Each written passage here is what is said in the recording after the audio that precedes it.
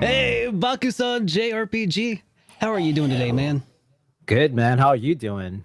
I'm doing pretty well. Here, I should probably stop playing that in the background. Hey, everybody, welcome to HitPoint, a new podcast, a new JRPG show featuring myself, my friend Baku. How are you doing today, man? Man, I'm doing great. Can't wait to talk about some interesting news with you. Oh man, we've got a lot actually on the docket for the day. A lot of stuff that I've actually been really excited to talk about as well. So much, in fact, that we actually had to cut some of it. I think some's an understatement. I'm like basically holding a gun to Derek's head. It's like, you cut this today, mister. No doubt. Baku, before the show, he reached out to me, I think it was like 2 days ago, and he's like, Mhm. so I got a lot of topics here, but I think we need to maybe pare it down a little bit. You know, could you go through here and see what maybe doesn't interest you so much? And then what happened next there, Baku? Yeah, someone added like 10 different games that you want to talk about. And I'm like, so I wrote back, I'm like, being as diplomatic, it's like, hey, listen, Derek, we've got an hour. I don't know if we can cover all of this. Yep. But I've heard a lot of people want this to be longer than an hour. So, feel free to shame Derek into doing a longer show on Twitter. Yeah, well, I want to make it about an hour. I feel like that's a pretty sweet spot for RPG news. I think. Hour and a half. Doing an hour and a half. I mean, our last episode, when I finally cut it down, was about an hour and a half. Once I finally cut everything down, See? but yeah. Well, we should maybe we'll figure it out. If we run out of stuff to talk about, if we keep having We'll too make it much to shorter. talk about, we'll Yeah. make adjustments as we go. But Yeah. man, hey, what's our top headline for the day, there, Mr. Baku? Oh boy, it's crazy, but man, Pokemon Arceus. It's Arceus. just Arceus. Arceus. We'll talk about the pronunciation in just a second, because a lot of people have a lot of opinions on this the last podcast. But man, they've sold more than 6.5 million copies in just 3 days. No, is it 3 days? 1 week. In one Like week, a little less than a 7 week. days. It's like 6 days or so. Yeah, six days or so. They sold more than 6.5 million copies. And that's huge. That's Ah, huge. that is Yeah. huge. You know what else was pretty huge? Before we get into that very first headline that we're going to talk about in a little bit, um, the response from our first episode actually, I think was pretty exciting. I think. Yeah. I read through all of them. And if y'all think that I don't think like, if y'all think that I won't read every single comment, I read every single comment. There were a lot of comments to go through, There were and a lot I'm of comments. overwhelmed Yeah. overwhelmed with positivity. I appreciate everybody watching this, Yeah. and just to kind of show some of that appreciation, I think we're going to go through some of these comments that we've selected that were particularly nice, I think. Yeah, absolutely. So we've got one from Tyrone Wilson. So happy that we're getting some JRPG news from Super Derek again. I will be watching every Sunday. Tyrone, you better be here right now. You said every Sunday. It's a Sunday. It is, in fact, that Sunday. Thank you so much, Tyrone. It's a pleasure to have you watching it. You know, this is one of those things that I really definitely wanted to do following the end of the JRPG Weekly Update. Like, at first, the JRPG Weekly Update was just a lot for me to do by myself, but Baku is helping with a lot of the load of helping organize this, actually. So, huge thank you to Baku for being so awesome. It's a great opportunity to learn from the great Derek. Let's just say that a great senpai. Ah, Okay. We've got another one from Danny G. That was great. Introduced me to a number of titles that weren't on my radar. Previously, you introduced me to East and Legend of Heroes series, so thanks. Thanks for that, and keep up with the great work. By the way, I would do anything for a proper new Breath of the Wild game. Breath Breath of of Fire Fire. game. Yeah. Breath of Fire. Yes. Oh, man. Us would we? Yes. That was a really nice comment. And I would also do just about anything to get a new proper Breath of Fire title.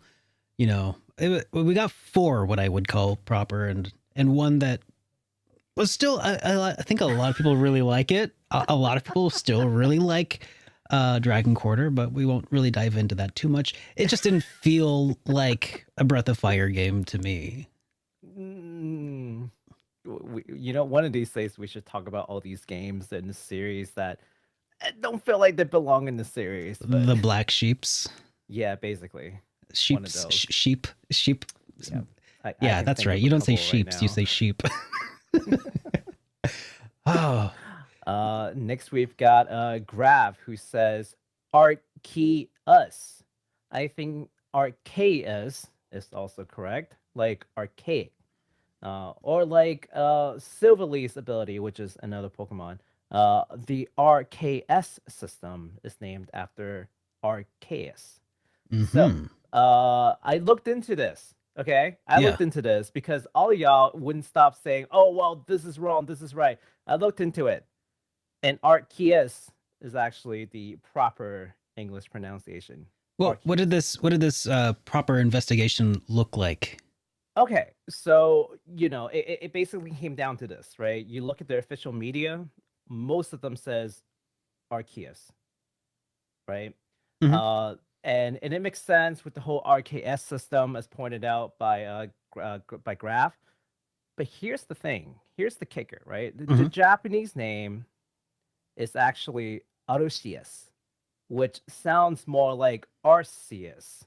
And the only Mm. reason why they've gone with Arceus instead of Arceus is because Arceus sounds like arse, which our our friends from the other side of the pond will tell us that sounds like basically a word for your bottom, right? So, and to Okay. avoid the whole Uranus sort of situation, they've decided with Arceus. So there you have it. That's the final word. We'll go with Arceus. That's sad. So it's like it definitely should have been Arceus, Arceus, but Arceus rather. I'll But concede that's fine. That's where all most of the official media. There's some official media that says Arceus, like particularly the earliest stuff, but they've moved on to Arceus. So it okay. is what it is. We've lost. Yeah. We've lost the battle.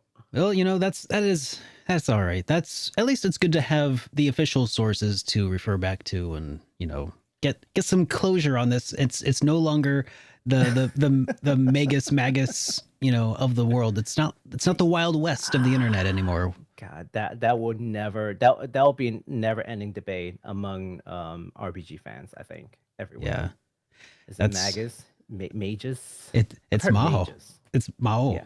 right? Because Mao. Yeah, no, Mao's the only, correct name that is undisputed, right?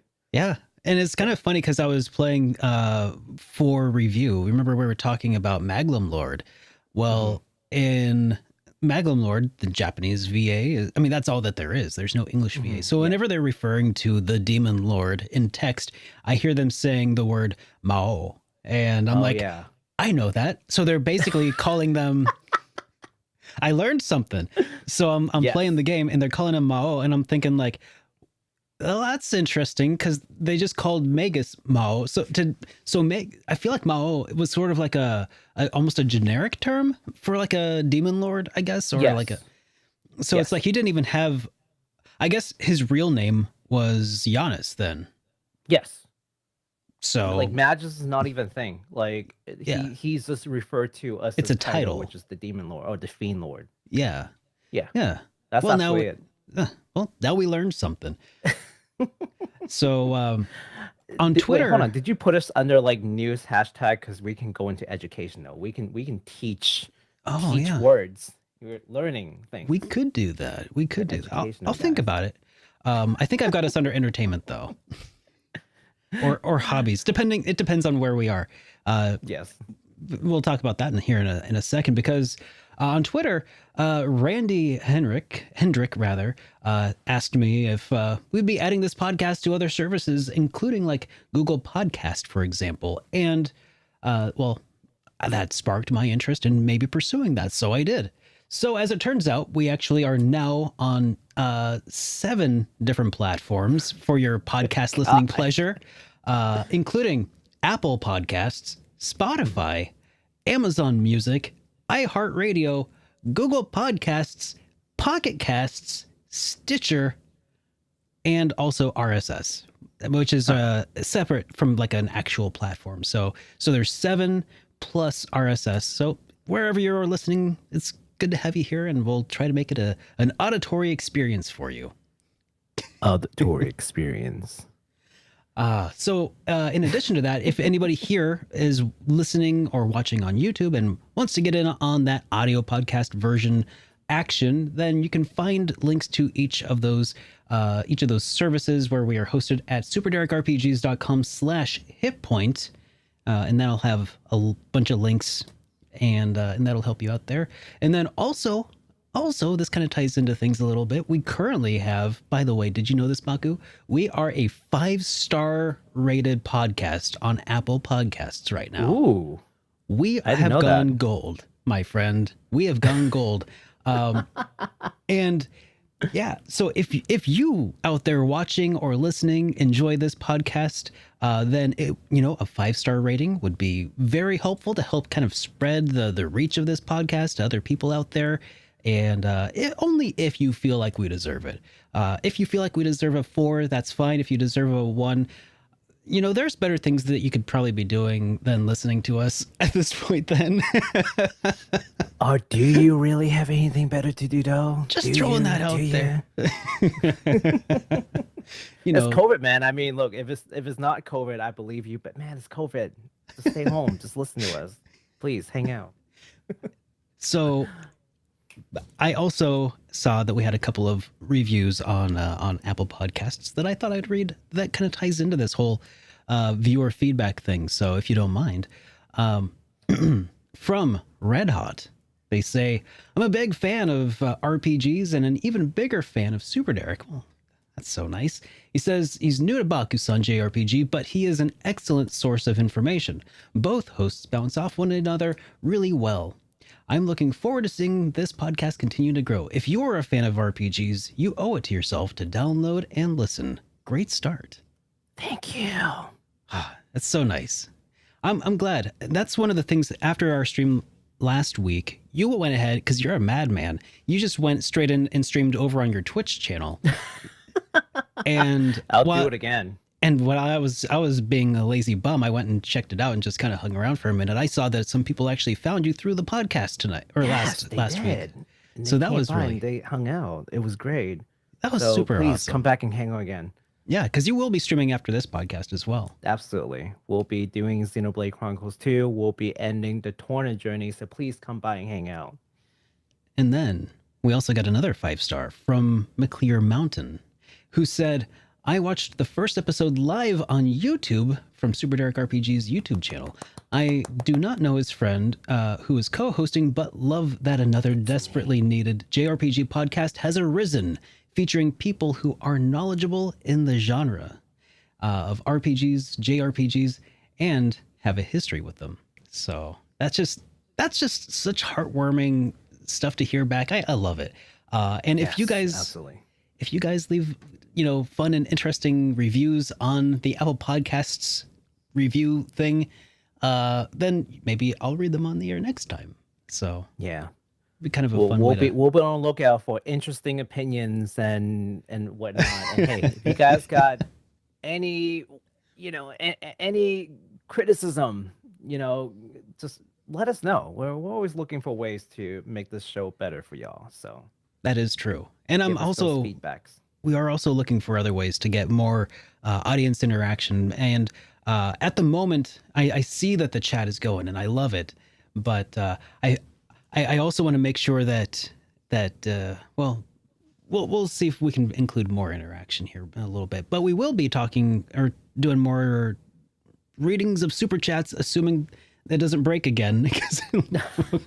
Well, I don't know how that broke. Maybe I should keep an eye on that. Yes. So. All right. Well, let's get to the meat of things, shall we?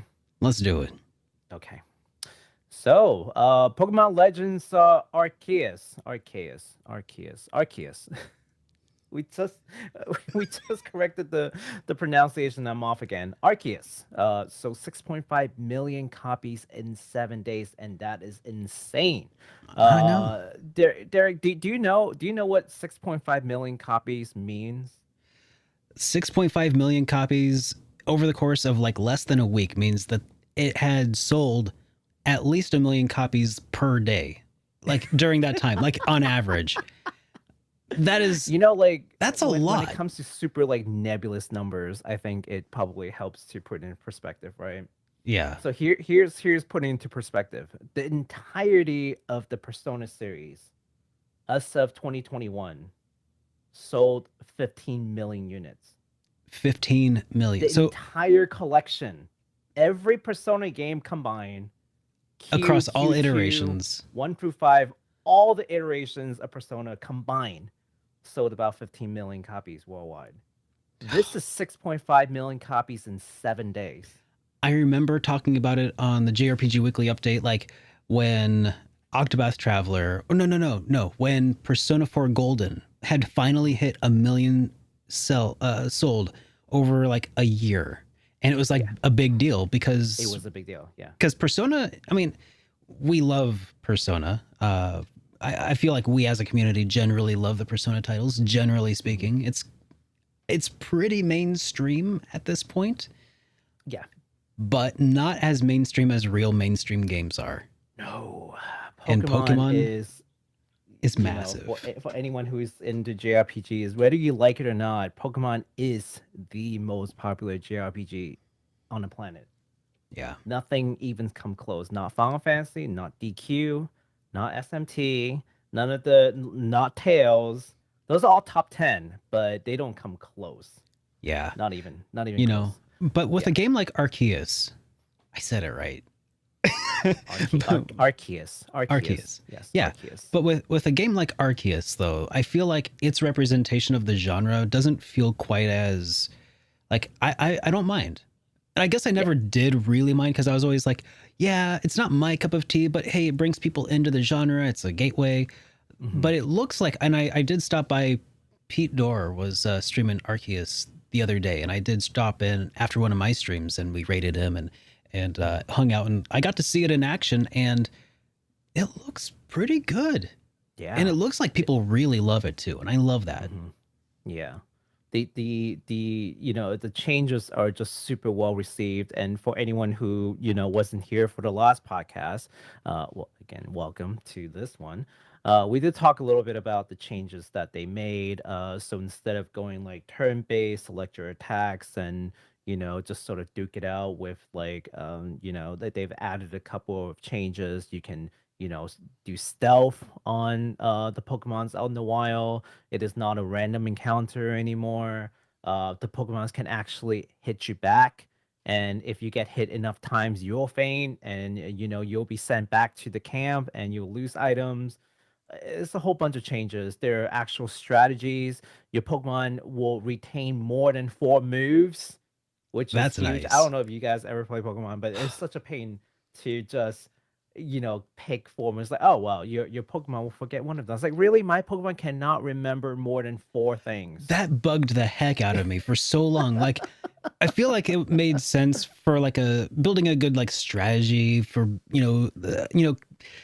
sometimes restrictions breed creativity, but I was Mhm. always like, remember in the anime when Charmander forgot how to use whatever Ember because he learned how to scratch somebody instead. I know that those are both like Right. starting moves, but still, Hmm. it's like what doesn't make a whole lot of sense.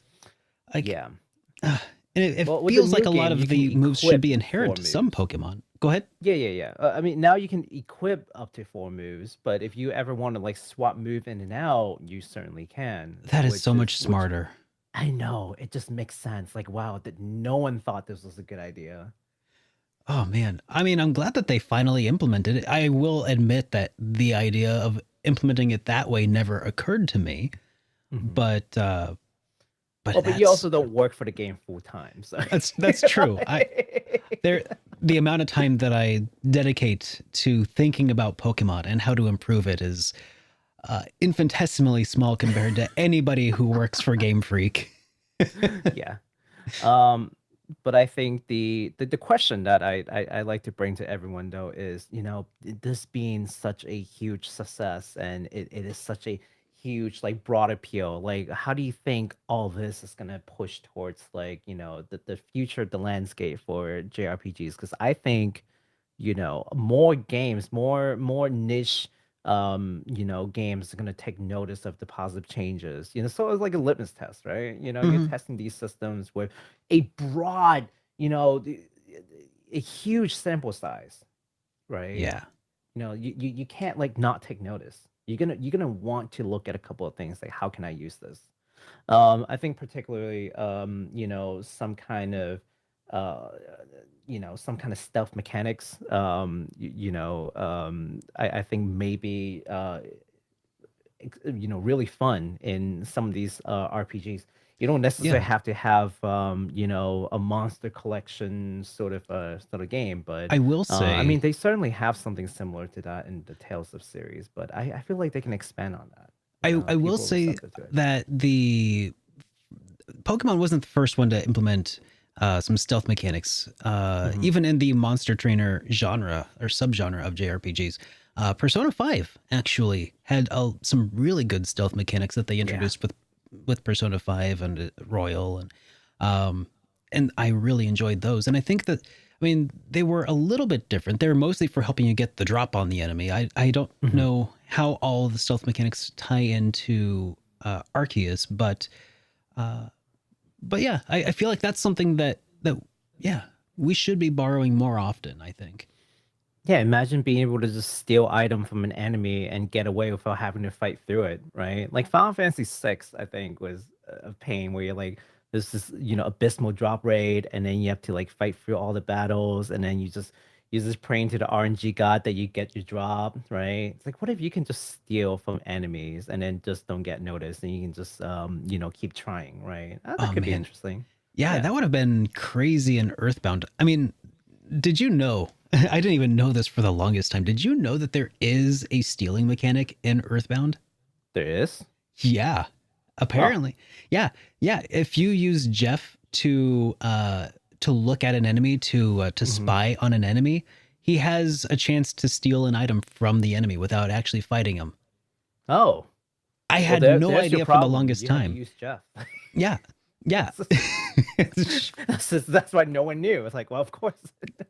So I just thought that that was really interesting that was even a thing. But yeah, if you could steal from an enemy without even having to get into the encounter, just because you could see them out in the wild, Yeah, that would be really game changing. That, I yeah. mean, so to speak. I feel like the stealth genre, the like Thief and other games like that have that ability, like it just works really well with at least Western style RPGs. As a Hmm. result, Yeah. I play every iteration of the Elder Scrolls like a stealth game, basically, because I'm always a As soon rogue. as you said Western RPG, I was thinking Skyrim. Yep, Just every the single one bucket of over them. it. Yep, it it's funny but that's just what I do. I steal and I shoot people with arrows Hmm. and I hit them with daggers.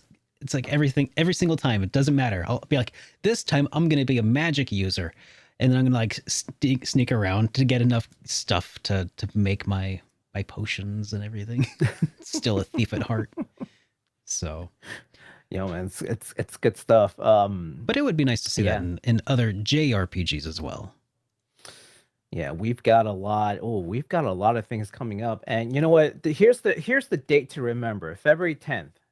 Yeah. February 10th is the date to remember. That's in like 4 days, right? 4 days. Yep. Yeah. Yep. Save the February date. 10th. Because all the games that we're going to talk about are all coming out on February 10th.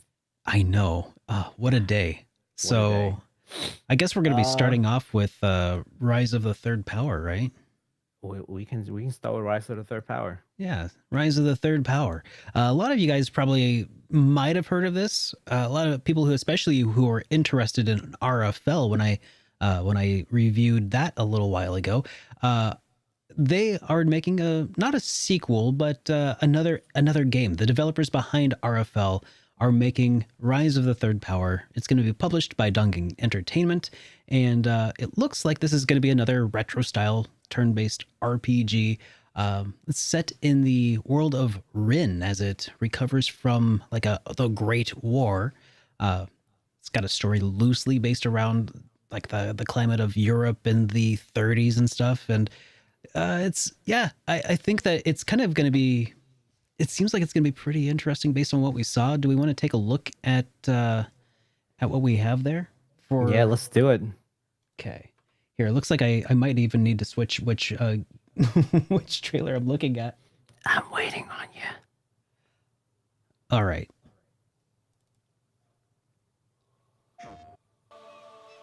So, Rise of the Third Power looks pretty sick as far as like the pixel art goes. Yeah, I've compared it. You know, when you told me about it, I didn't even know about it until you told me about it. And when I looked at it, it looks like a huge improvement compared to RFL. I mean, RFL was gorgeous to begin with, but the character profiles look like a huge improvement. Yeah. Um, you know, that was one thing that kind of stood out with RFL. It was like, ooh, in combat, it looks way better. Look yeah, at that. Yeah, that's That what is I was looking at. That is really nice. Oh man. It's almost like Suikoden levels of detail there. Oh, they really put in the work. That looks gorgeous. Rise of the Third Power. They even got the little Japanese underneath. That's cute. Yeah, the games do have Japanese text and such. So Yeah, that's what I was looking at.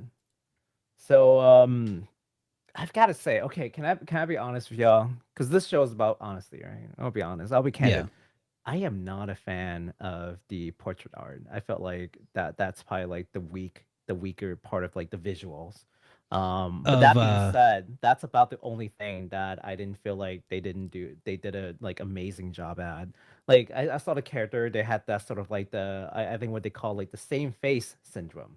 mm, So basically, when you draw a lot of characters for a game, you know if you have a relatively inexperienced artist maybe, or you're low on the budget, they'll end up having like basically the same face. I mean, go and look at the art mhm. yourself, man. But that's about it. The music so far, the pixel art, the battle, the special effects, all of those look incredible. So I'm actually a lot more excited now that I've looked into it than before.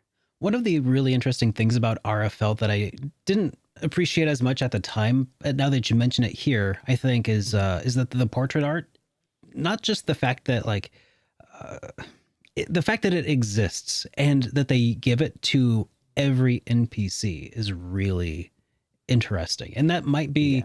if that's a practice that they carried over from RFL, that might contribute to that sort of same face syndrome that you're talking about, where everybody kind Mhm. of has a similar look, maybe.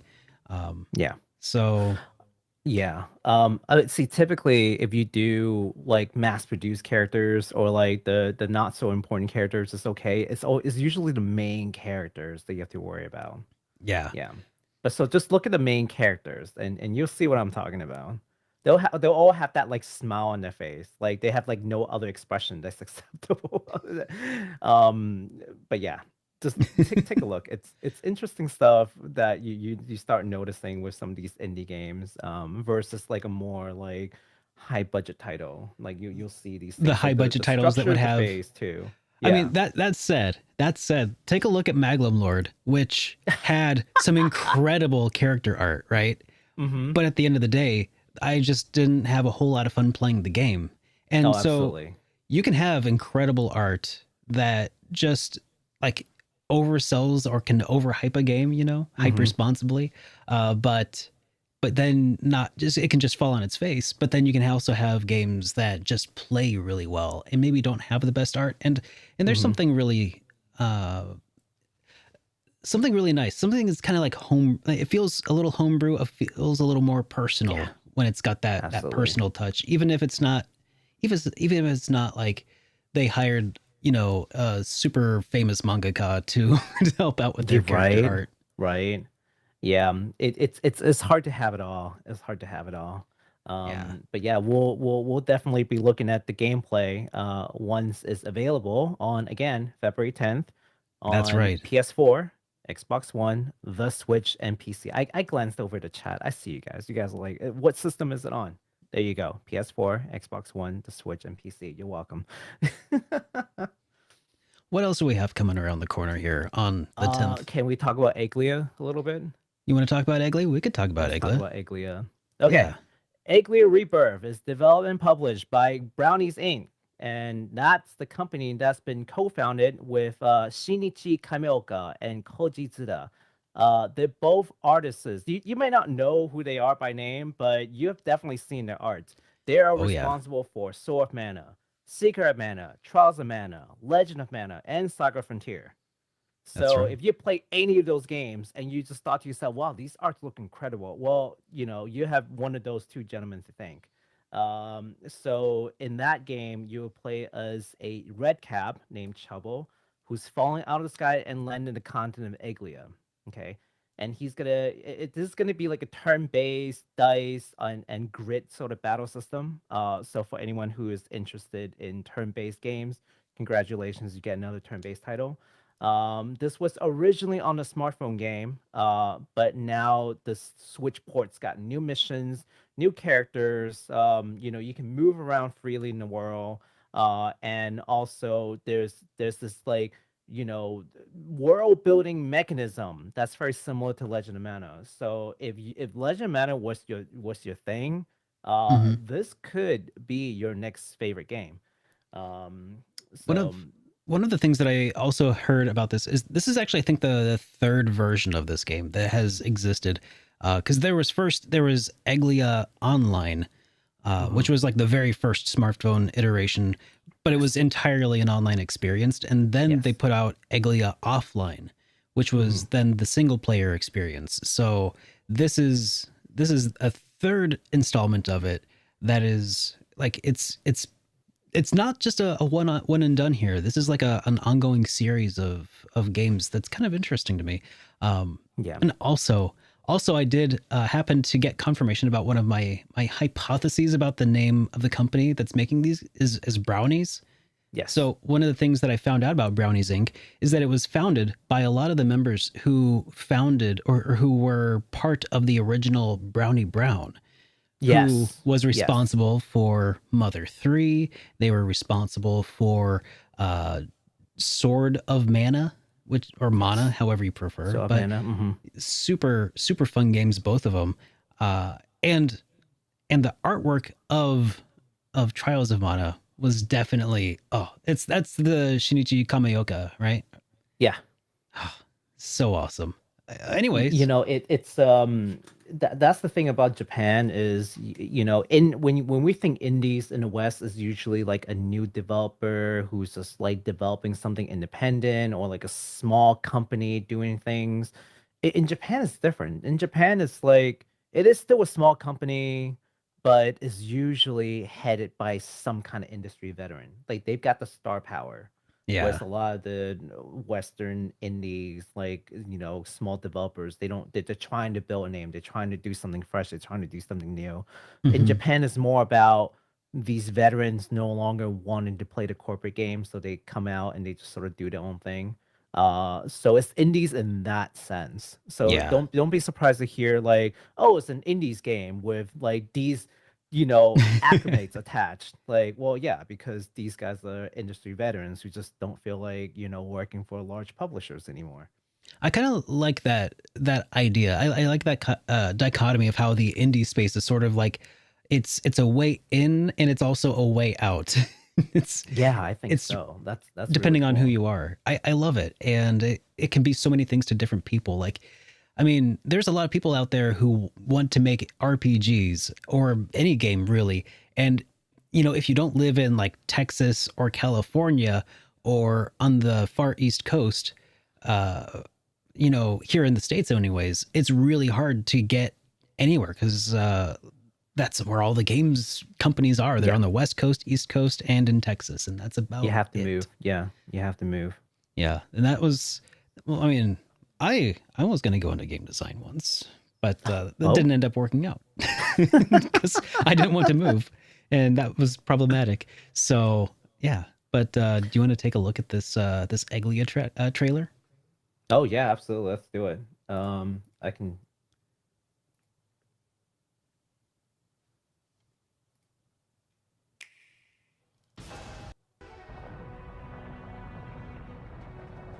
See, look at that art style. So you would be forgiven to think that this is a new mana game.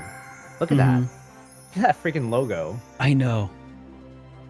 And so I the love egg the in aesthetic. Egglia is definitely not accidental. Oh no, Like everything this is here very seems to much on pertain purpose. to Yeah. like eggs of some sort. Look at that. That looks like Legend of Mana. That Yeah. world. Like you can take any of these characters, plop it into Legend of Mana, and I would believe you that it came from that game, right? Yeah. So there's characters that come from eggs and like worlds that come Yeah. from eggs. You can summon, like, you know, use them as skills.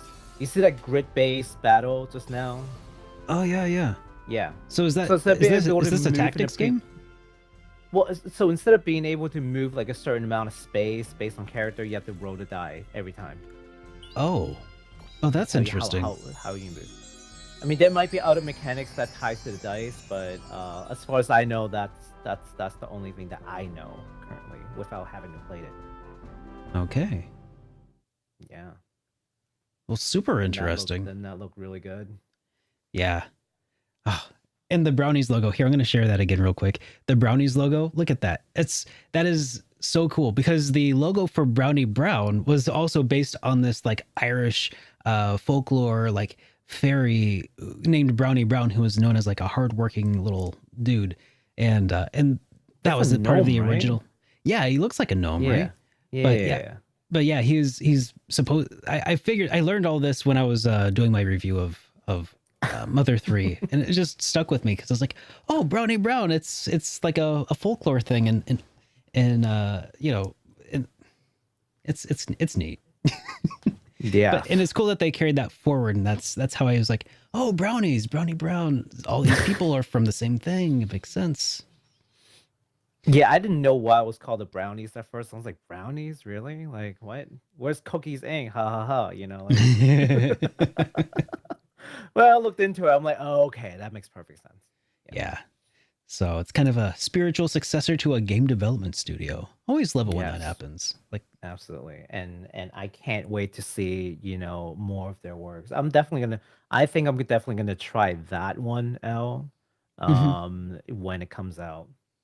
yeah, there's so many games coming out. I think that Egglia is also going to be one of the ones that I try out as well. Oh, well, there you go, guys. If you bother Derek enough on Twitter, he might just give you a review. Oh, But we'll see. he might just do it. He might just do it. I might. We'll see. Okay. Next up, we've got a game called Ocean's Heart. This one is interesting because it is basically a love letter to the SNES era of Zelda games. So, what is it called? A Link to the Past. Say, Mhm. you play as a girl named Tilia who journeys through the world to rescue her father, who has been kidnapped by the evil pirate Blackbeard. And it's notable because this game is developed by only one person. This is a one-person show? One person, yeah. Max Mraz is the fella's name. I mean, I'm sure there might be some, you know, contribution from folks here and there, but by and large, one person developed team. Yeah. And it's Wow. published by Nor Curran. I mean, he's not publishing it himself because wow, that would be impressive. He can publish the game by himself. But no, he's got a publisher. But as far as development is concerned, one person, which is crazy. Yeah. And it's called Ocean's Heart, and it will come out on the Switch and PC also on February 10th. All right, cool. Do you want to go ahead and start up the trailer and we can take a look at it? Yeah, let's do it.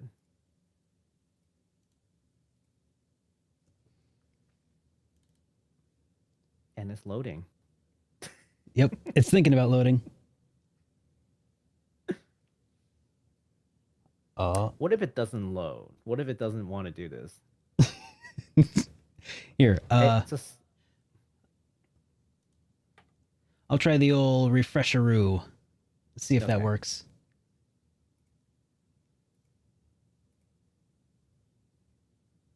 oh, there it is.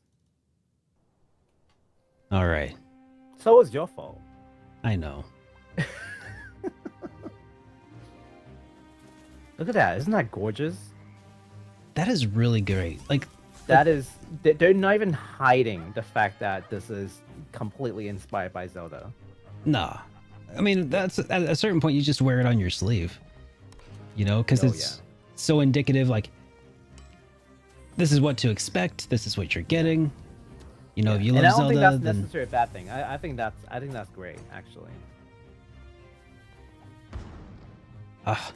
yeah, that they nailed it from the looks of it. Yeah. One person. Just That's the amount of raw talent involved is phenomenal.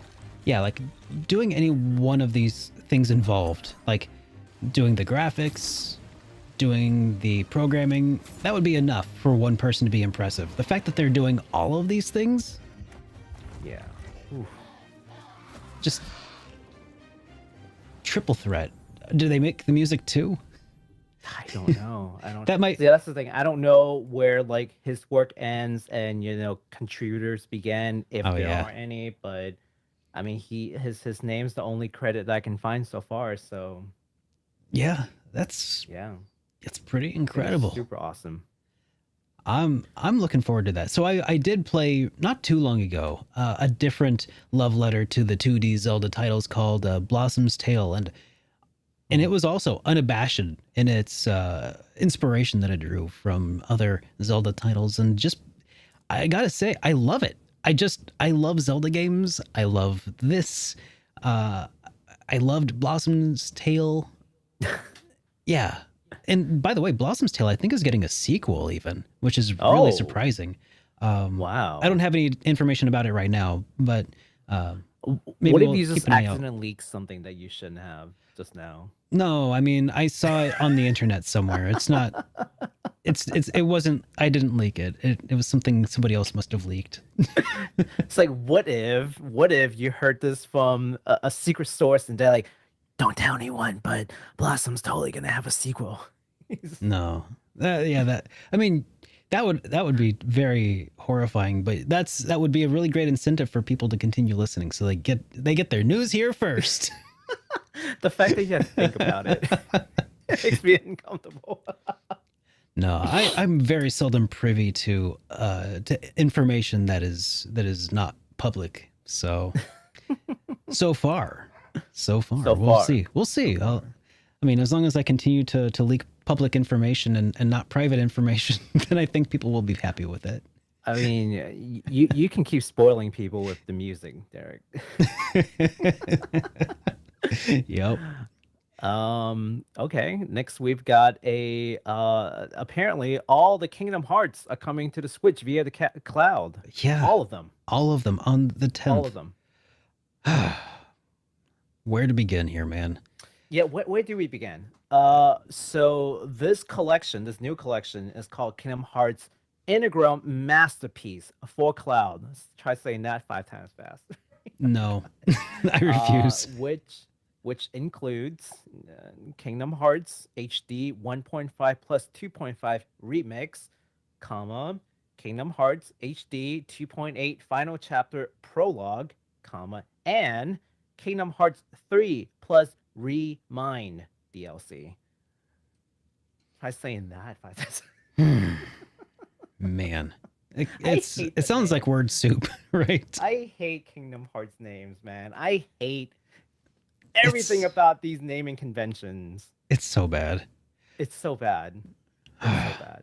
Well, okay. So I guess they're also selling this for a total of, okay, you can pre-order for $72 right now for these collections of games. After which point it's going to go up to $90. Now, at first I was like, hold on a second, because the story so far was a game bundle that they were selling not too long ago for, I want to say it was like $40. I want to say it was $40. I want to say it was like $40 for the story so far, which included Kingdom Hearts 1.5 and 2.5 remix and the 2.8 final chapter prologue. But it did not contain Kingdom Hearts 3 or the Remind DLC. So, Yeah. so I suppose for $40, you could have got the story so far, which would have had most of those things, and then following that, Kingdom Hearts 3 plus the DLC. I guess what would they be charging then for the? Kingdom Hearts 3 is constantly on sale. For how much? Like, I can look it up right now. You want to say it's like $20? Yeah, keep talking. I'm curious now. I'll look it up. I'm curious about that too. And how much was the DLC for it even? I'm just trying to. I don't know. Trying to gauge the value prospect here for this collection of games. The story so far for $40, I want to say it was $40, was not too bad. But I mean, actually, it was really good when you think about it, because it was several games that I was playing through for what felt like an entire year. What felt like a year. But I mean, hold on. This is the story so far, but it's not the same as the Kingdom Hearts all-in-one package.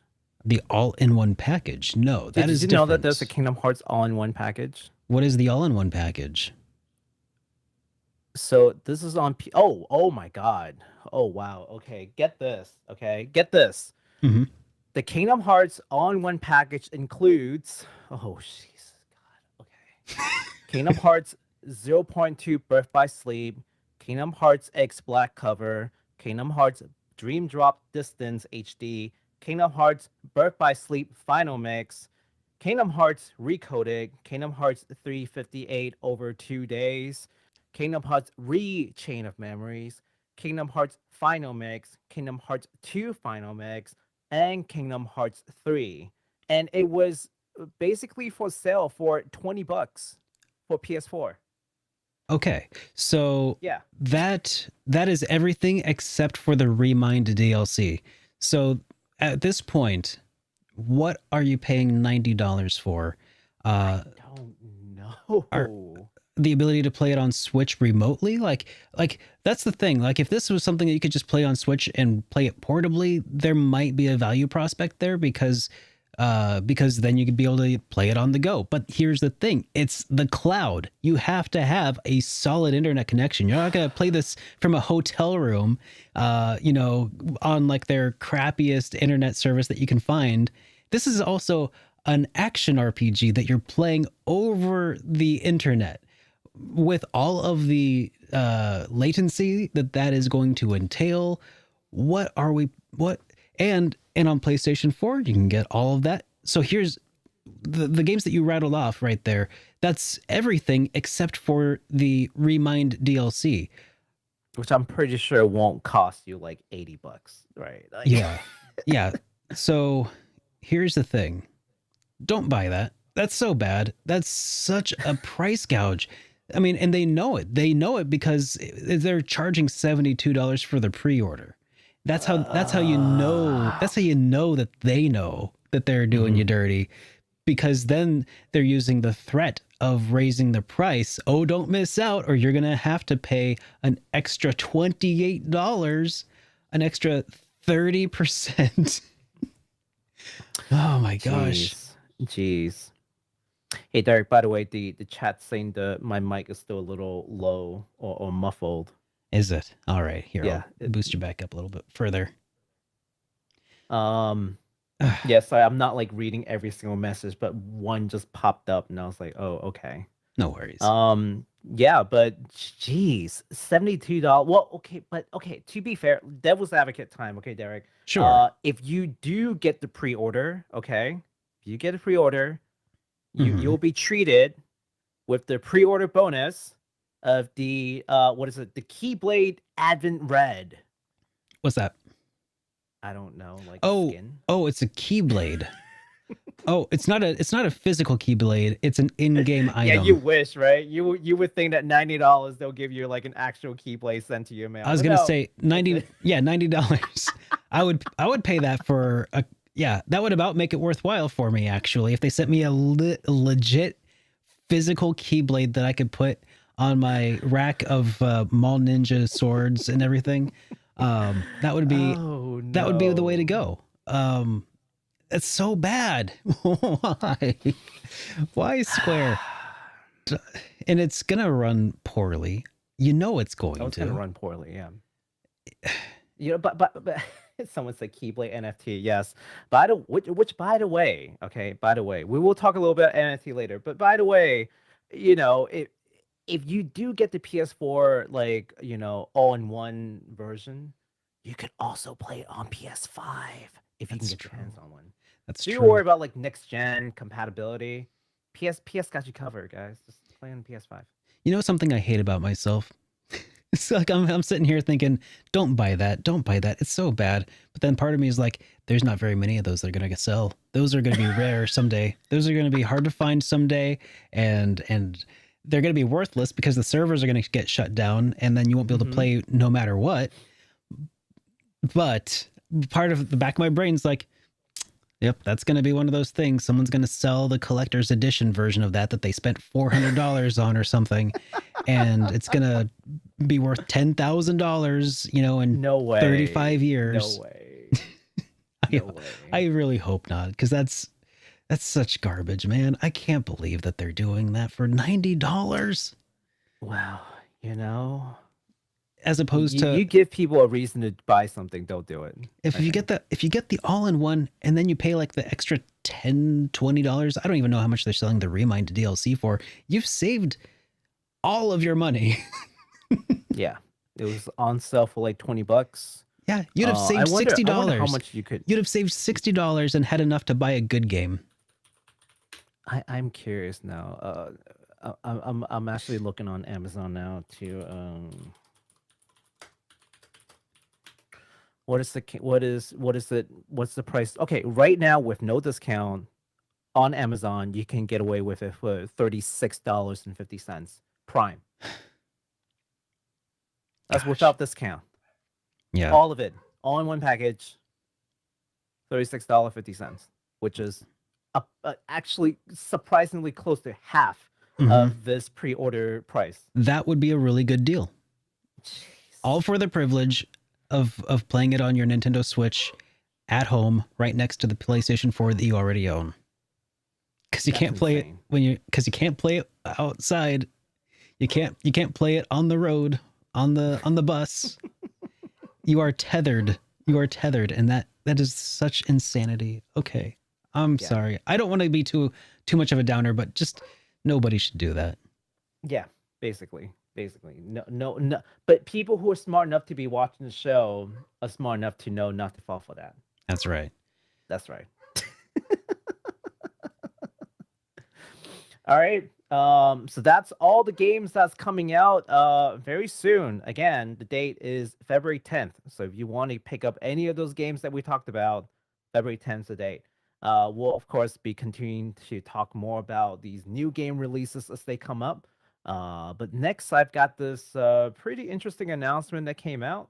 It is the game. It's Mina the Hollower. Have you heard of that, Derek? Mina the Hollower. Mina the Hollower. Have you heard that? I heard about it on Twitter. I saw a mention of it on Twitter. I have not really done any looking into it though. Because I do I do so much prep for this show. No, I do want to also like keep a lot of my first impressions fresh. So I've really not seen very much of this at all. That's his excuse. Okay, well, let's talk about it, right? So the Shovel Knight series developer Yacht Club Games announced another Zelda-like top-down action RPG. The name is Mina the Hollower, and the Kickstarter campaign went live on the 1st, actually, and it's already funded within less than 24 hours. As we speak right now, it is sitting at $701,000 and 169, well, actually no, $701,169. Just actually just went up a little bit. Nice. I was reading the number. Yes, someone probably from here went over there and bought it. Which one of y'all did that? 12,000 backers 24 days ago. Looks extremely promising. As you all know, Shovel Knight, it's a highly successful game that's been ported to all kinds of different systems, and now the new game is going to be a Zelda-like game. You want to take a quick look at it? Yeah, except I don't think we're sharing your audio. So I was just realizing that there's a trailer. I should probably load that up real quick. And then, yeah, Yes, if you don't mind. yeah. Do you need the YouTube for it? Is there a YouTube URL? It looks like it's just on Kickstarter. Oh, there might be. I mean, if I were them, I'd throw something on it. Mina the Howler. Of course there is. Of And course there is. of course there is. Of course there is. Can I load a link into the thing or no? Um, I can find it real quick and I can throw Yeah, it in. yeah. You can Okay. find it by searching the name. Yeah. Here, we'll just a moment while I pull that up, everybody.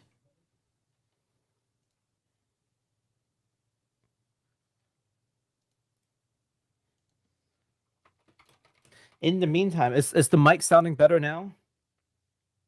Is it sounding okay? I think you sound great. I think I sound terrible all the time, regardless of what you do. Well, your microphone sounds great at least. My microphone sounds amazing. It's me. I'm the problem. There we go. Okay, so I've just added it to the thing. Okay, I see it. All I've right. clicked it. Yes. Okay. It's playing. All right. That's cute. Okay, not that. That's not cute. Okay, that's cute again. Okay. The creators of Shovel Knight. Shovel Knight always looked really cool to me. Thing is, What? Shovel Knight, it always looked really cool to me, but it was never really my jam because it was all side-scrolling kind of. Yeah. And this though, This got like a slight Castlevania sort of aesthetics, but also like Game Boy Color, and yeah, also Zelda. yes, Oh, yeah. This looks really fun. This looks really great. Yeah. No wonder it hit its Kickstarter already. Yeah. I mean, you've got like the Shovel Knight kind of like name back in this. People expecting an amazing game, as they should. For sure. The music's nice. It's definitely got that NES sound chip vibe. Yes, yes, I love it.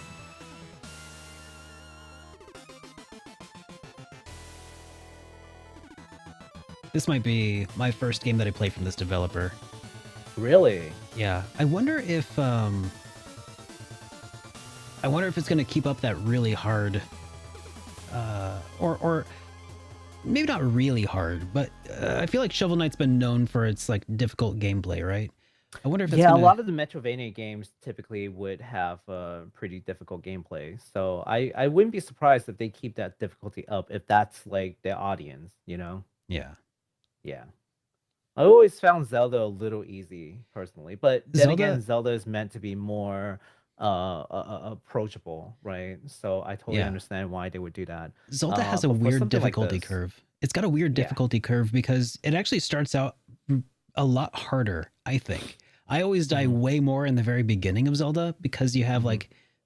like you get hit 3 times and you're dead, right? You have 3 hearts. And Yeah. and so you're always dying, and then eventually you get like 25 hearts or however many. And it's like, "Oh yeah, I can take a few hits. That's fine." Yeah, Like it won't kill me.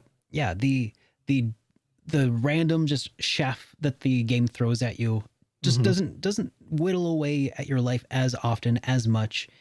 So it's like the further you go into the game, the less difficult it gets usually. Yeah. So You've gotten better at the game, and you've got way more health. It's like I forgot what game it was. I think it was what's the game called? Night in the Woods. Have you ever heard of that? Night in the Woods? Oh, Huh. A Night in the Woods. No, I've not heard of it. Yeah, so it's sort of a story narrative sort of driven kind of game, with like little mini game. There's this mini game in there where you have to climb the tower, and the higher the tower you climb, the less health you have. So it's sort of like the opposite of Zelda, like the opposite thing that you're talking about. And the boss gets more difficult and you have less health, like max health as you climb up the tower. Okay. Yeah, so it's like it's actually pretty cool. And I was saying, like, man, if they release that as the full game, I bet you people will buy it. But That would be really I digress. interesting. I like the idea. Yeah, yeah, absolutely. Um, so that was again the Kickstarter for Mina the Hollower. And if you guys want to be a backer, again, the Kickstarter is still live for another 24 days. So head on over. Yeah, I think they should just all sponsor us. We're like selling like all this stuff. Like, sponsor us. All right. So All right, Derek. we got some industry news to talk about, don't we? Lots of industry news. A Lots of lot of industry news. a lot of things moving in the world of RPGs and JRPGs and everything in between. Mm-hmm. So What do you want to do? let's start at the What top. sticks out to you? What's that? What What stands stands out? out to you? What do you want to do first? Let's see. Let's go with okay, here's one that I was actually pretty interested in. It's actually got to do with Trails, the Trails games, you know. Mm-hmm. So there's apparently a new Trails of Cold Steel anime adaptation that's been confirmed for next year. Not this year, but next year. Yeah.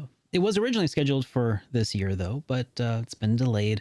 And Mm-hmm. the full title is apparently The Legend of Heroes Trails of Cold Steel Northern War, which Yes. is well, I don't know. I've not played any of the Cold Steel titles in the Trails series yet. Oh, spoilers. So there might be spoilers, but it also looks like it's going to feature an original protagonist. Yes. So Yes. is that does that mean the original protagonist, or just like, oh, there's an additional person in this cast? Is that So, the anime is actually going to start a brand new original for anime protagonist, who's a girl by the name of Lavi, Mhm. and that's all we know. Okay? That's all So we it's know. so it's not necessarily made clear. So it seems like it's probably gonna. Gosh, I don't even know. Like, is it an all new story, or is it a retelling of Cold Steel? So here is what I've gathered from the Falcon website. See, Mhm. original sources. Yeah. Um, the way that they've written it in Japanese is that this will be a retelling of part of the Cold Steel from the perspective of Lavi. Okay. So it's Yes, from the perspective of a new protagonist, from new Lavi. protagonist. Yeah, retelling this event that happened in North Embria, Erebonia, which is right? where the Northern Wall takes place. Yeah. Yeah, Well, so it's that's pretty super interesting. interesting. Yeah. Yeah. Oh, I see. So she's okay. That's right. It takes place in North Umbria, northernmost Mhm. province of Erebonia. Okay, Yes. I see. I see. Yes. So it's And I think it's cool because ask any Trails fans, right? What's like the number one thing that they love about the series, and it's almost unanimously the lore. I was gonna Love say the the lore. waifus, but Well, okay. okay, fine. Yeah, the The world building waifus and then the is. lore. Okay, waifus and then the lore. Well, hold on, time out. Isn't waifus part of the lore, I mean, hey, or is it? it's all about the plot. Yeah. That's why I read this magazine for plots. No, I get. I'm just kidding. But yeah, that was one of the first things that actually finally pushed me toward playing Trails in the Sky and Mhm. Trails from Zero, Trails to Azure, was when people were telling me. I did a poll a long while back asking, what series has the best world building, and it was like unanimous. It was like everybody was like Trails, Trails, Trails, Yeah. Trails. It's like, okay, well, I better get on that. And I've Mhm. got to say, I concur. It's Mhm. it's really something else. It's a whole other beast. If you are willing to go down that rabbit hole, there's stuff to be enjoyed there. Yeah, I think any JRPG fan should try one of the Trails games. I myself have only gone through Trails in the Sky FC and SC. I haven't Hmm. gone to the third yet. I will try to make time to go to the third. And then now that Zero and Azure are well on their way on Steam, I really don't have any excuse to like hold back because I was like, you know what, I'm not gonna do Cold Steel until I get to Azure and Zero whenever that happens, and Yeah. then The good guys at Falcom decides to surprise me with the news like, oh yeah, those Geofront guys, they do good work. We're just gonna hire them to do Ah, translation. wasn't that Congratulations. awesome? I know. Yeah. No, yeah, it's like the best story that I've heard. Like I wasn't even a big fan of Trails, but you've convinced me that way. It's like that feels good. That That was feels good. super wholesome, yeah. Yeah. Yeah, that And was super wholesome. so if you do dive into the third here Mhm. pretty soon, you might be able to finish it in time for the official release of Trails from Zero when it eventually Yes. does come out sometime this year. So Yeah, sometime knock this on, year. knock on wood. Yeah, we'll definitely cover it when it's coming close to the release date. So stay tuned to our future podcast, guys. Indeed. Okay. Oh, and one Um other thing I saw Brittany Avery, one of the initial localizers of Trails in the Sky. She tweeted mhm. that she wanted to be involved in that. And it's like, I want you to also. So I Oh retweeted god, it. yeah. If everybody Please. here wants her to be involved, and I think you should, go give that tweet some love from Brittany Avery. She's at Hatsu. It's HATSUU. She's super awesome person to have gotten to work on that. And she did such a great job. So Yeah, absolutely. Give her that signal boost, guys. for sure. So then, Well, do you want to talk speaking of about anime. one of your options here? Well, no, I was gonna talk about something that still excites you a lot more Oh, than myself, okay, right? fine. Sure, we could talk That's about that one. Is it Shenmue or Shenmue? Shenmei? Well, it's Because I don't know. Is this supposed to be Chinese or Japanese or not neither? Like I don't know how to pronounce this. that's I a good would say question Shenmue actually. because that's a I've only ever heard people refer to it as Shenmue, but Shenmue. it does follow a Japanese man, young Mm-hmm. man, Ryo Hazuki, Mm-hmm. and he also does travel to China. So Yes. so it could be, some odd mix of Chinese and Japanese influence here in the name. But anyways, it got an anime made by Crunchyroll, or rather co-produced by Crunchyroll and Adult Swim, and Which it is a surprising combination. yeah, Yeah. and it just put out their first episode. I Mm-hmm. watched it. I watched it on Verve because that's what I had, and it was in Japanese subtitles. So I, Mm-hmm. unfortunately, as much as I wanted to, I couldn't listen to the English dub because I really wanted to just make Baku cry. Um, but it was really really good actually. Mm-hmm. The first episode just covered like the first chapter or so of the video game, where well, Baku, I don't want to spoil things for you for this Oh God, please, 22, please. 23-year old, but this it did a really great job. The Mm-hmm. action of it was uh it was it felt really impactful, like the fight scenes that were in it, like it there you could feel the impact. It didn't feel cheaply produced at all. I want to say it kind of felt Wow. yeah, I didn't expect much, and I was blown away by this anime so far from the first episode. And the big question is, how far is this going to go? Is it going to cover all of the events of Shenmue 1 and 2 and 3? Is it going to go beyond 3? Is this how they're going to like wrap up the series in the end? Instead of giving us a game, they're just gonna wrap it up in I anime. mean, It would be yeah, cheaper to produce.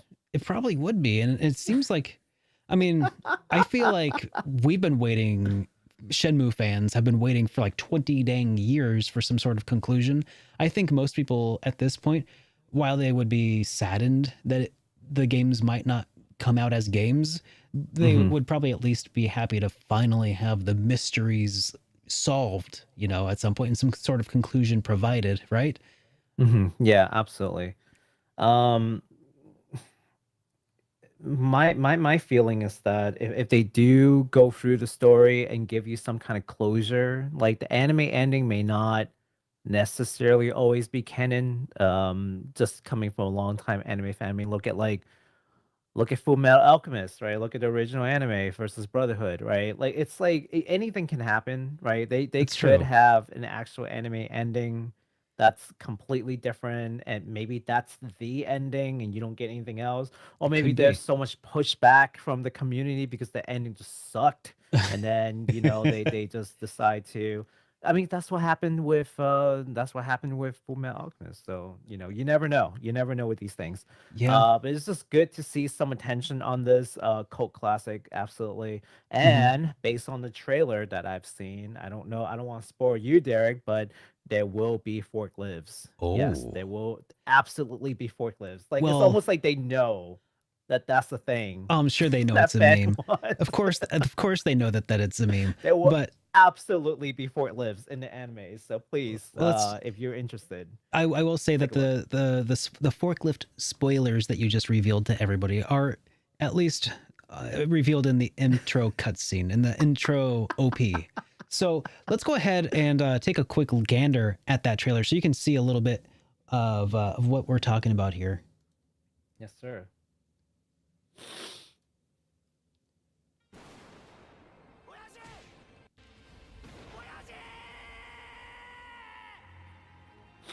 Oyaji means father. I figured that out from the subtitles. I wanted to turn this into a teaching moment, you know? Oh, okay. Yeah. So, yeah, the the Sakuga is real in this. Hmm. You know what that means? All that individual like animations for like it's not just like stills that are like moving flip flaps. It's got solid animation. Ah, Nope, there's the forklift. yep. Well, The look at that forklift. forklift preview right there. Ah, They it is snuck that so. in. It's nice. I love it. Um, I can't wait for the next episode. Unfortunately, it's not bingeable. You know, they're doing the one episode a week kind of deal. I think. I'm just gonna not watch until it's all out. I'll binge it. They can't stop me. The music is also really nice. I mean, it feels like it's straight out of Shenmue, Yeah. the video game. So it's got that Chinese influence in the music. Yes. It is wonderful. Pretty cool stuff. Very cool Oh stuff. boy. Well, I'm super excited. I think chat's very excited about it too. So hey, Oh, more things for you guys to do. That's what we're here for. Tell you guys all the news, all the games that are coming, because we want to take up as much time of your life as possible. that's right, man. All right. Something to touch upon really quickly. Okay, not a whole lot of news coming from this, but I think everyone should know it is Final Fantasy VII 25th anniversary. Yay! Congratulations, 25 years ago. Happy This anniversary, Final game Fantasy came out VII. 25 years ago. Does that make you feel a little old? Just a little bit? No, because No? honestly, it's because I didn't have a strong connection to Final Fantasy VII when it came out. I think I've talked about No. that before. It was not like a big thing for me. So like my first experience with Final Fantasy VII was the media trying to blame Columbine on it. What? Do you not remember? No. You don't remember that? No, Oh no, yeah, I did yeah. not know Final Fantasy VII was part of the blameless. It was like that plus Doom or was it Duke Nukem? I think it was Doom because it was a multiplayer, or was it Quake? I don't remember. Some FPS. I can I see know. Doom or Duke Nukem, but Hmm. really, Final Fantasy VII is part of the reason that Columbine happened. That's what they were saying at the time. What? That's so. Anyways, that was my first experience with Final Fantasy VII. Was Hmm. seeing the media try to like smear video games as being the source of the violence, and their evidence was, of course, these kids liked playing these video games, and therefore, God. therefore, apparently, gosh, it's so ridiculous. People, I mean, if it's not the rap music, it's the video games. It's never the violent media or just, you know what? We're not going to go into that at all. We're not going to go into It's so many years ago, and I this anger is coming out for me. It's just it's, I know. It makes me so angry that people will just find any reason to dog on video games because they don't understand it. And at least that was how it yeah. was back in the day in 1997 when it was Hmm. originally released. Yeah, So, or gosh, 96, one of those. Yeah, 96 in like Japan, 97 in the yeah. US. I'm not even a big Seven fan, but like just this weird It's rationality just drives me so crazy. senseless. It's Yeah. senseless.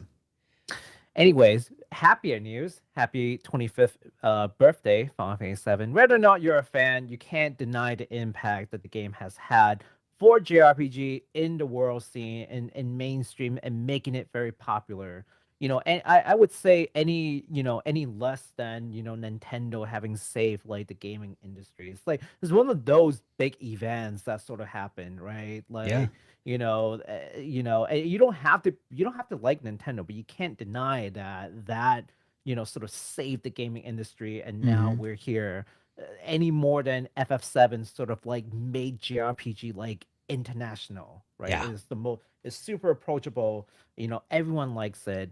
And then of course there's Pokemon too, but as Derek has mentioned, and I think many of you guys will agree that Pokemon doesn't exactly strike you as a JRPG, right? Right. So the next game that could really be like the face of JRPG for mainstream is, well, Final Fantasy, and it all kind of started with FF7 making the big splash. So without this, we probably won't have as much like international release of JRPGs today. It's true. It had to start somewhere. So Yeah. um, I'm like I said, I'm not like the biggest FF7 fan. I like FF6 better. Fight me, but Sure. I saw fighting words in chat.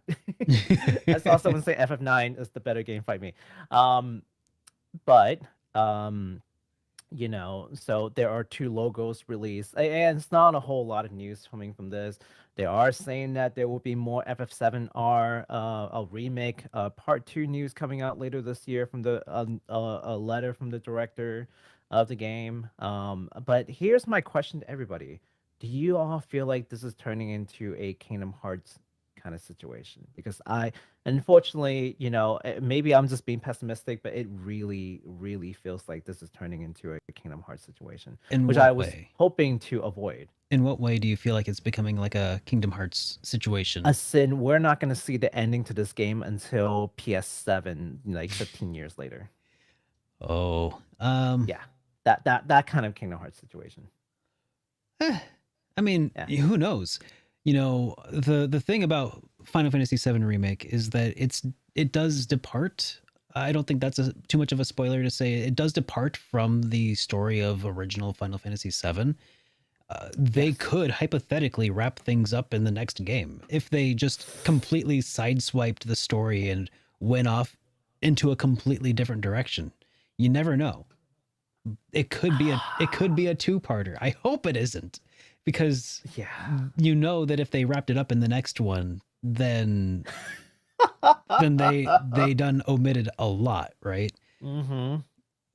Oh man, they've gone goof if they feel like that's a good idea, because So I can pick your tell you that poison. backlash is. Yeah, so pick your poison. Do you want it to go on forever, or do you want it to be wrapped up short and sweet? Or what should we expect or hope to expect from Final Fantasy VII Remake at this point for people who are actually invested in it?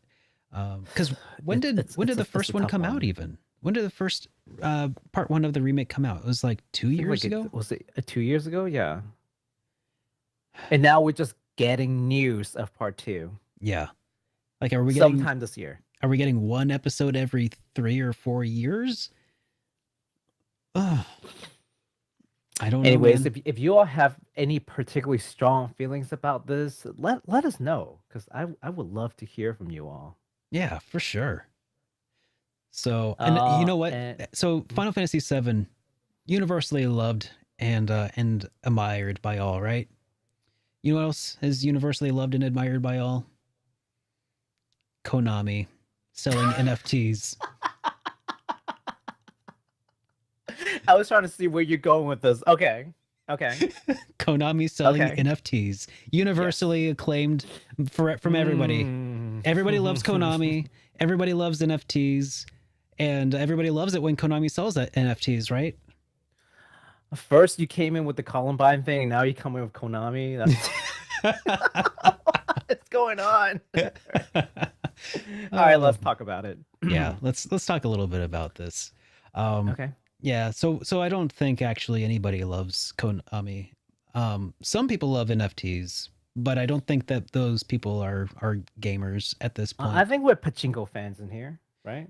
Mm, yeah, We oh have a yeah, very we're all. diverse viewership. I mean, I think I did at one point compare Persona social links to playing pachinko. Like you just gotta play it, like you just gotta drop it and let the puck bounce wherever you go, and what Hmm. you get is what you get, and that's the best way Yeah. to enjoy it.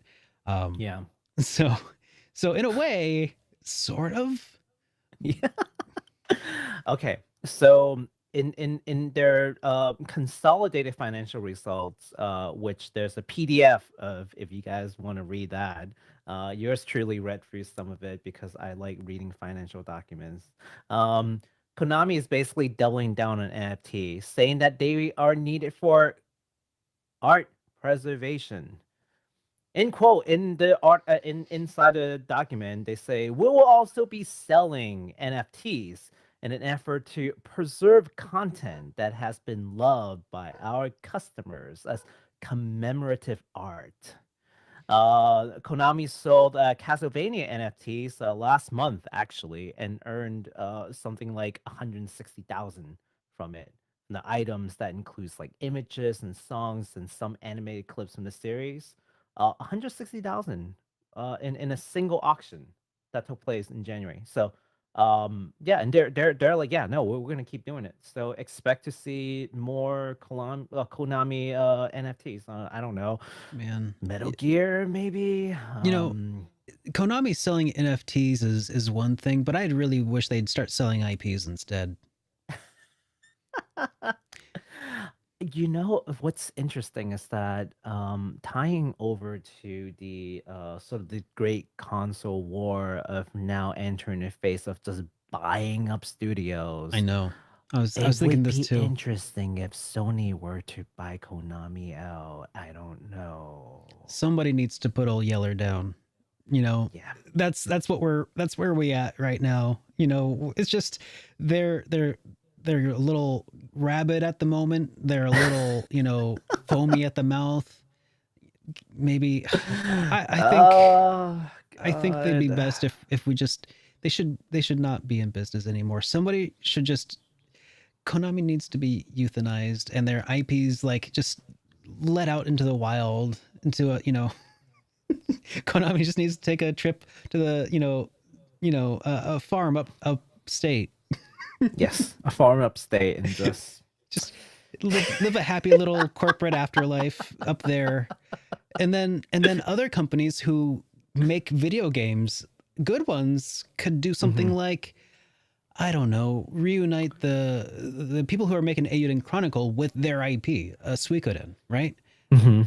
Oh, Yeah. what other games have Konami made that would be incredible to see revived? Um, Gladius would be interesting. That's that what is that called? A side scroller or a top down scroller shooter game. Hmm. Oh. That has like Hmm. the famous Konami code, Yeah, right? yeah. Up, down. That's actually Yep. the game that I learned to Up, input the down, code on my down, Game Boy. left, right. BA select. No, BA Something start. like that. Yeah, something like that. It's Yeah, something like that. my old school gamer Uh, card's getting a little rusty. Castlevania. We talked about Castlevania a little bit ago. Castlevania, yeah, Yeah, that's definitely one. that would be great to see them Yeah. relinquish Um, that. and of course, Metal Gear, is Oh, Konami. yeah, I actually can't remember off the top of my head what else is Konami, as far as like RPG is concerned. yeah. But I'm sure there's some like IPs that I'm not even really thinking of right now that has sort of like gone and died because Konami just, does not know how to make new games anymore. Mm-hmm. Yep, Yeah, it'd be really I nice know. to see those IPs revisited. And Konami. Oh, Ganbare Goemon. Ganbare Oh, Goemon. right. That would Yes. be Oh, that great. game's fun. That Yeah. game's fun. That Oh, game's fun. I would be so I happy. was just thinking if Sony buys the Metal Gear IP, they Oh can my make gosh. they can make movies because Sony has the resources to make actual good films. And Dude, I honestly think Metal Gear, like if there's any game series that I feel like you can definitely turn into a action like movie that could be really really good, Metal Gear. Like nothing even comes close. That's like my number one. If I have the budget to make a movie today, hire all the A-list celebrity, get the best screenwriters possible, definitely Metal Gear Kurt movie. Russell. You would get Kurt Russell Kurt Russell, because yes. I mean, Kurt Russell was the original Snake Plissken in Escape from New York, Escape from L.A. Mhm. And he's old enough now that, I mean, he could be one of those like old, aging clones of Big Boss or whatever. Because Mhm. I don't follow Metal Gear very closely. I don't. The story is crazy to me. It's worse than some JRPGs, I think. Well, if you look at who's behind the game, you wonder why, right? Right. I know, but I mean, yeah, you could Madman put. Kojima is just I want him involved though. He's got a certain brand of insanity that I just love, Mhm. and I know, and I I know. think he would be such an awesome fit Yeah, and they for the should role that definitely hire inspired. him. I mean, Yeah, it I mean, inspired it. He yeah, inspired that through the Escape from L.A. and Escape from New York, yes. and They should Kyle Reese. absolutely hire. Kyle Reese was also from the Terminator. His character also inspired the cover art of the first Metal Gear game on Really? NES. Yeah, Huh. if you take a look at that, you'll find that it's legit, just like a trace of Kyle Reese. I need to look that up. I need to Yeah, look that up. yeah, But it's yeah, kind of like funny. wouldn't it be crazy if Sony would just hire like Kojima Studio to like make that movie and then like I mean who knows what else they can do. But yeah, I'm really rooting for Sony to just buy Konami out at this point I mean, the and whole buy thing all the about IPs.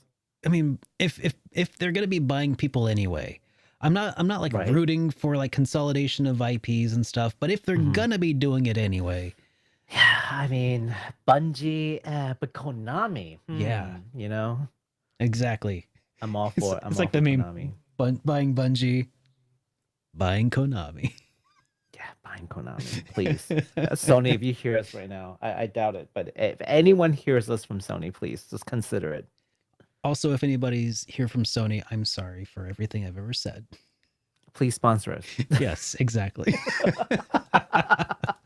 No, no, no. But you want to move on to the next little bit of it's not it's not industry news, but it's a little bit fan and community led news. Yes. This one's So pretty that's something exciting. that we'll definitely want to cover more of too in the future. Because I think you guys are all excited to hear some of these fan community news, like like Geofront doing patches. You guys are all excited about that, right? For So sure.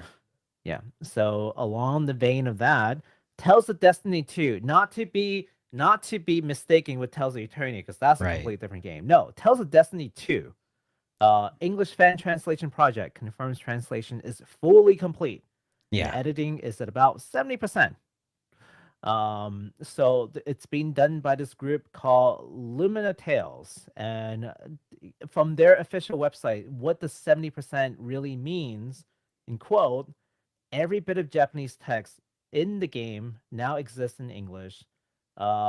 From menus, skits, and the main scenario script to mini games, cutscenes, and quiz book, all of it. Wow. Next step will involve the remainder of the editing that needs to be done for this text reinsertion and internal testing in the patch game itself. During this testing phase, we will be looking for bugs and remaining typographical errors, as well as checking the translation in context. End quote. Yeah. Um, so there you go. That's how far along they are. So if you are a Tales fan, just really waiting for Tales of Destiny 2 to get an official Western release, probably not going to happen. But if you will be willing to play through a fan patch, and I would imagine that you absolutely would love to get your hands on it. It's coming.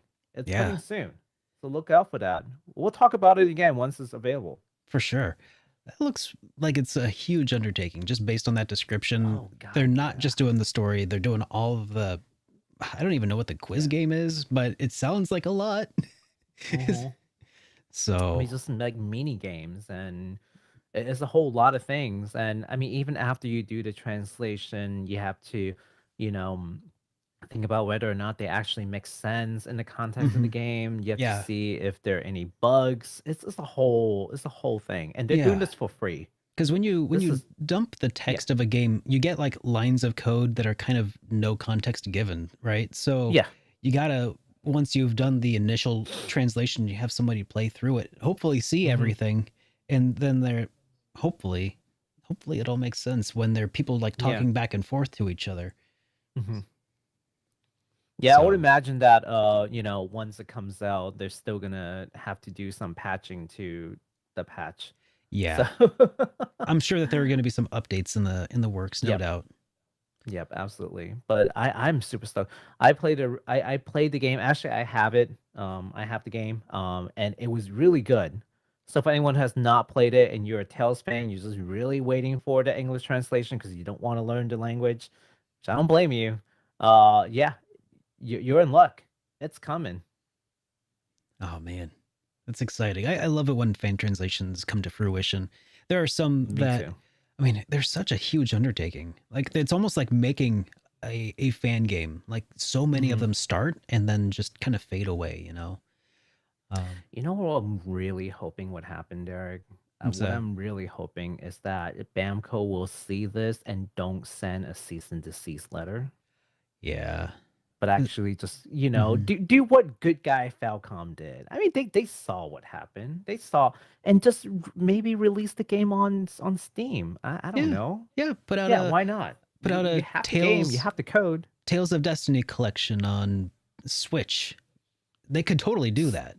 Easy. Anything, anything. Easy peasy. Yeah, they've already done the translation for you. Just buy it off of them and get some good publicity. Just be like, yeah, we're going through the. They don't even have to say we're going through the Falcon. It's just like, yeah, we've heard you loud and clear. Yeah. You guys have interest in this game, so we're doing it with in collaboration with what is it, Lumina Tales. That would be super awesome. That would be like another feel good story. Like that I mean, just the amount of positive press that you would get is worth it, Yeah. right? I can't wait.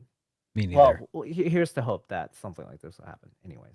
So there was also another bit of community news that was really exciting, and I saw a small spoiler of it in leading up to today's podcast.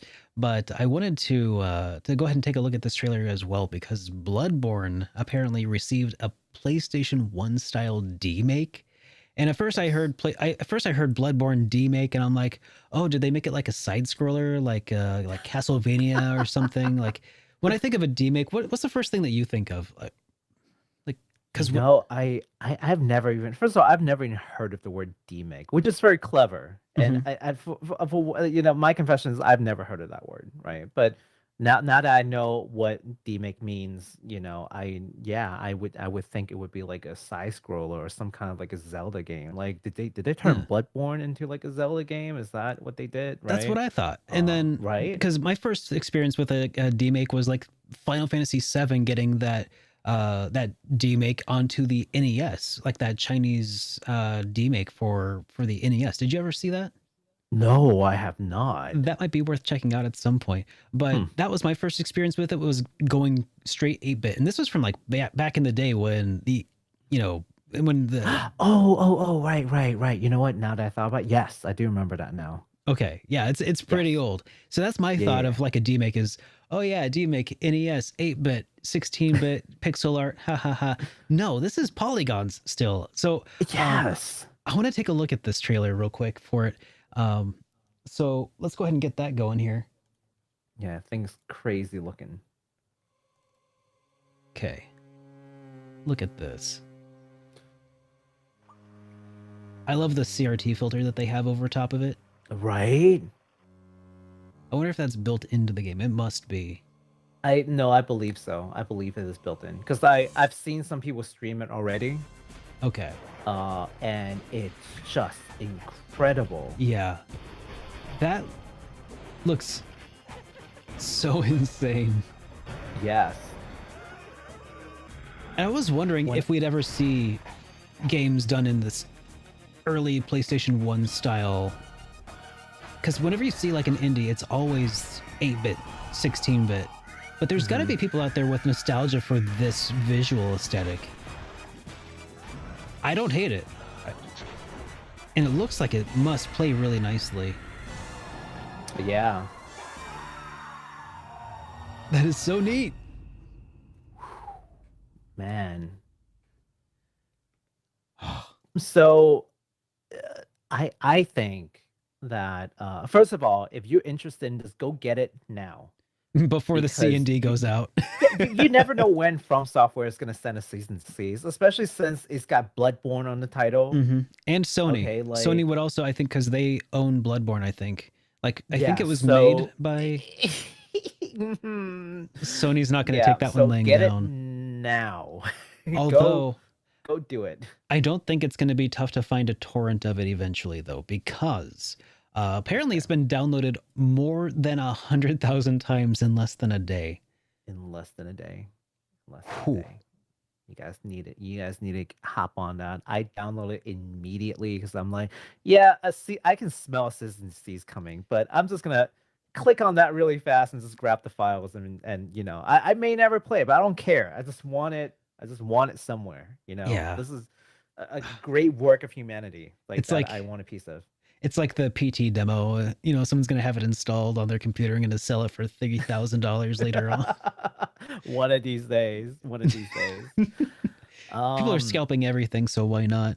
But yeah, I mean, the game looks like it was really nicely done. Oh God, yeah. You remember when I apologized to Sony? Person again. So. Do you remember when I apologized to Sony like 5 minutes ago? I think that they don't care anymore. Yeah, no, they don't. Because look at that. I mean, because they own the Bloodborne game. Like, it was made by. I think they own. Yeah, it was made by From, but I'm pretty sure it was licensed by Sony to be like their thing, right? Kind of like, I'm not sure. Kind of like that. I'm not sure. I thought it was like Demon's Demon Souls. Mm-hmm. I thought it was like that, but maybe I'm wrong. But it was one of the first games on PS4, and has it been ported to anything else, or is it also on PC? I don't even know. I mean, it may be like an exclusivity thing. I don't know to what extent they have, you know, exclusivity to it. Right. Okay. Yeah, but you know what? This brings up like a really interesting possibility because, you know, I think this is the first time where I'm really seeing such a huge reaction in this Demake kind of you know, projects, right? The companies have got to take notice of this, right? Yeah, because imagine how much cheaper it would be to make games like this than right. You mean to tell me there's more way for me to milk my IP that doesn't cost as much to develop as a remake? What is it, a demake? People are into that stuff? Well, I know. Let's just go through my IPs and see which one I can demake, right? Yeah, maybe this could be a new trend sort of along the lines of Octopath Traveler, where, you know, people are now making the HD 2D. Well, how about the HD polygon? I don't know, the whatever you would call it, but yeah, that could be a whole new trend. I'd be here for it. One style with the CRT overlays. Yeah, something like that. Who knows? Yeah, that'd be pretty neat. Yeah, you know, especially because I've always had this thought that the reason why we're getting a lot of like Super Nintendo and PS1 you know, remakes like why is Trials of Mana being remade now after all these time? Well, the people who grew up playing that game are now people who are holding the wealth or mixed mans who make games for them. Yeah. Well, you know, that same group grew up with the PlayStation 1. Yeah. So guess what? If you're gonna do demake in PS1 style, now is the time to do it. In a way, like it. Think about it this way: it's kind of like movies, right? People would watch movies when they would get re-released from VHS onto DVD. They'd watch it again when it got ported to Blu-ray, right? Well, Yeah. now it's kind of like they're porting these games kind of in a similar way to new generations. Hmm. But also, you have some people who are on the edges who are doing like stylistic interpretations of movies from the 70s, and they're making new movies that look like that back in the day, really grindhouse double feature style, like Hmm. looking movies. And in this low poly model that of Bloodborne, it kind of feels like that sort of style or that sort of take on Yeah. the I don't know if there was an analogy here, but it might have broken down. But I feel like those are sort of similar concepts. No, absolutely, absolutely. I mean, it's sort of like dude, I, I'm just reluctant to say the word retro because like everything is retro, I like know. 16-bit retro, 8-bit retro, like everything is retro. I mean, this in a way, it is very similar to doing that or like the movie movement, right? Like you're trying to recreate, a very specific art aesthetics from a certain time period, right? Yeah, But this looks really well made, and just I can't wait. Like I think a lot of like new action games that's come out. I mean, they could do one like a PSX Yakuza. I would play it. hmm. They do a PSX like a Yakuza PSX. I would do it. I would play it. That That would be would be interesting. hilarious. That would be I pretty would play it. interesting. Yeah. All right. Well, Yeah. What are some games that you would want to see this sort of demake? If you get to pick one game, what would it be? that implies I've played something new enough to get a demake. I mean, How about how you about could have. dude? What if Final Fantasy VII remake got a demake? Okay, you know what? You say that, you laugh now, but I think somebody out there is probably working on this. You might be right. Like take Uh, the original Final Fantasy 7 graphics, but like do the remake, right? yeah. I, Just I drop the think poly someone would count. be working on this. That'd be pretty funny. I That would be hilarious. Please, if we have any developers here right now, please think of it. Think about it. It's just like a passion project. Consider it. 25th anniversary. Like hey, just consider it. that would be pretty funny. So Yeah. then you'd have God at that point you'd have Final Fantasy VII, Final Fantasy VII remake on the NES, Final Fantasy VII remake, Final Fantasy VII remake demake. God, you'd have so many iterations, all of the e-makes. People love Final Fantasy 7. I mean, more ways to enjoy the game, I'm sure. That would be pretty interesting. Final Oh, Fantasy 7 remake oh demake. There you go. yes, Let's do that's it. that, Let's see it. Let's see it happen. Let's make it happen, please. guys. So Yeah, so this game is available for download again from the depth site. for Go now, do it. for now, Yeah, go do it now. And if there are any games that you would love to see a demake of, please comment yeah. down below. Let us know. We'll read it and then we'll talk about it. Actually, that sounds like a really great idea. Right?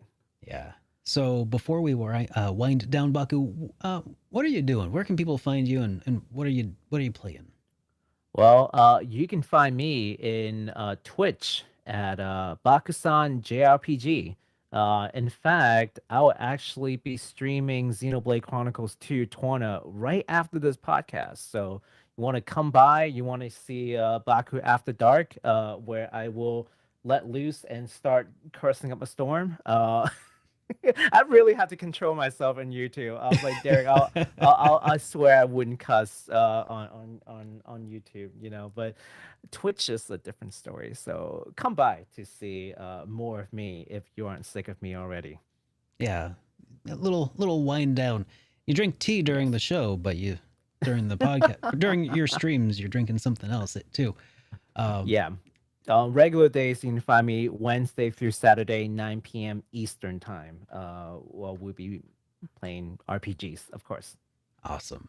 And while you are over there following Bakusan JRPG, be sure you also follow me because I also stream over there on the Twitch. My I am found at Super Derek RPGs. No, there's no at sign. It's just Super Derek RPGs on Twitch. I'm streaming Shin Megami Tensei 5 on hard mode right now. Yep, links are down below. I stream there every Monday, Wednesday, and Friday, starting at 6 p.m. Central. And yeah, links are below. Give us a follow, and we'll see you there, and we can hang out. You can ask questions if you want, and just otherwise hang out with a cool group of people who are just always hanging out in the chat, many of whom are in this chat, and thank you all for being here. So thank you guys. I guess at this point, we'll just go ahead and take a look and see what super chats we have received here today.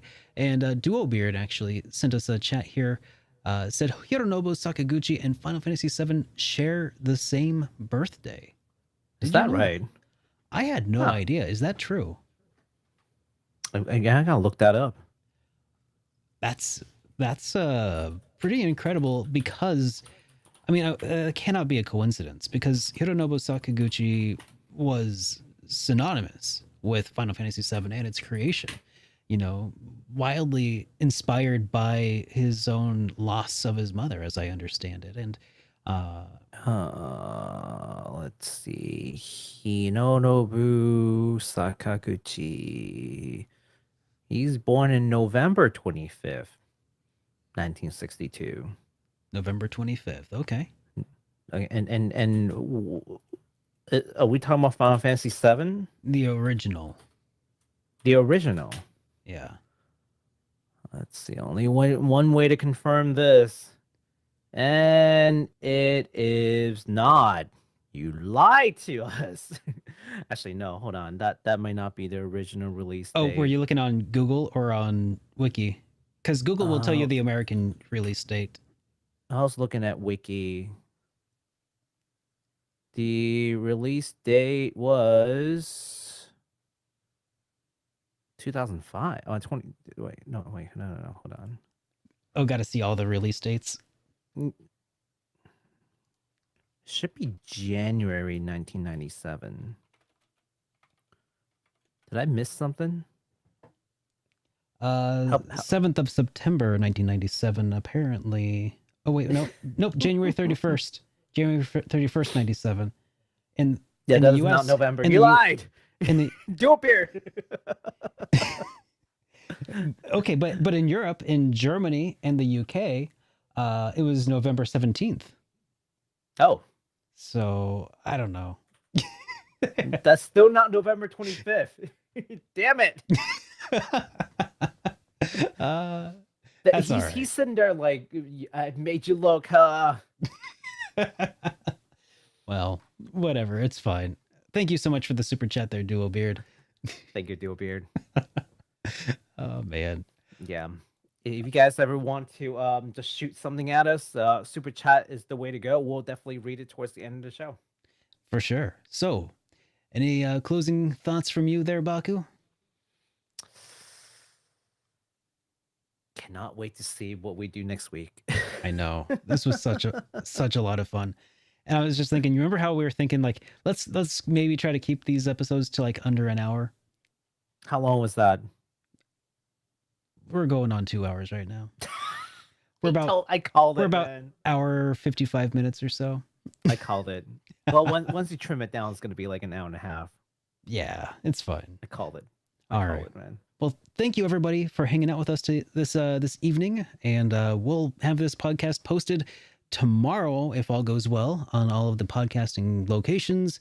If you enjoyed today's episode, please give us a 5-star review on Apple Podcasts. And until then, have a great rest of your day, everyone. Have a great day or night.